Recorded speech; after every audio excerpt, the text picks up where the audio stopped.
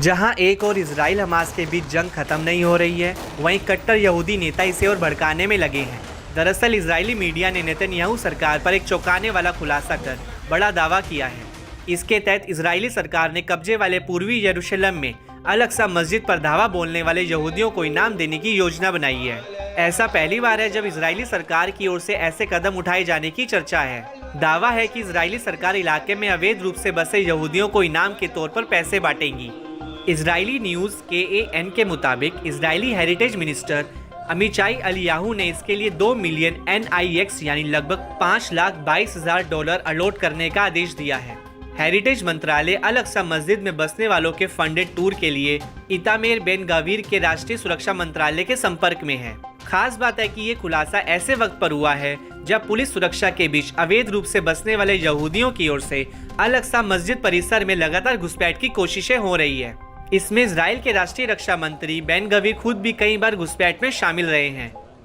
सोमवार यानी 26 अगस्त को सुरक्षा मंत्री ने ऐसा दावा किया कि बड़ा हंगामा खड़ा हो गया। दरअसल बेन गवीर ने कहा कि यहूदियों को अल-अक्सा में प्रार्थना करने का अधिकार है। यहूदियों और मुसलमानों के लिए समान कानून है, वे ऐसा कर सकते हैं। वे यहाँ पर एक प्रार्थना स्थल को बनाएंगे। विवाद बढ़ता देख इजराइल के प्रधानमंत्री कार्यालय ने एक बयान जारी कर स्थिति को साफ किया, जिसमें कहा गया कि टेम्पल माउंट पर यथास्थिति में कोई बदलाव नहीं हुआ है।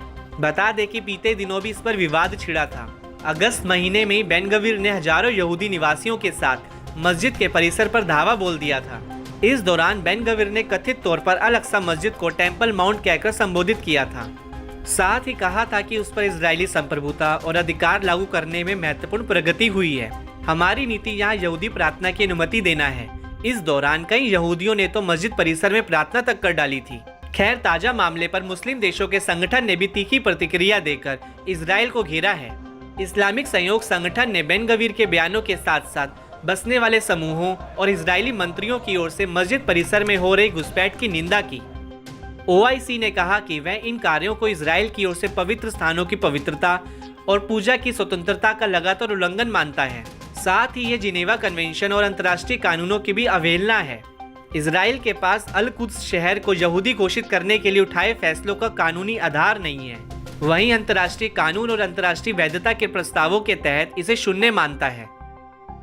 मालूम हो कि अल-अक्सा मस्जिद में साल 1967 से ही यथास्थिति बरकरार है। दरअसल इजराइल और जॉर्डन के बीच एक समझौता हुआ था। इसके तहत पवित्र परिसर में गैर मुस्लिम पूजा पर पूरी तरह से रोक का प्रावधान है। अल-अक्सा मस्जिद को इस्लाम का तीसरा सबसे पवित्र स्थल और फिलिस्तीनी राष्ट्रीय पहचान का प्रतीक माना जाता है, क्योंकि मस्जिद परिसर में डोम ऑफ द रॉक भी शामिल है। हालांकि साल 2003 में इजराइल ने इस्लामिक वक्फ की मंजूरी लिए बिना इलाके में बसने वाले लोगों को अल-अक्सा मस्जिद में प्रवेश करने की अनुमति दी थी, जिसने लगातार इन घुसपैठों को खत्म करने का आह्वान किया है।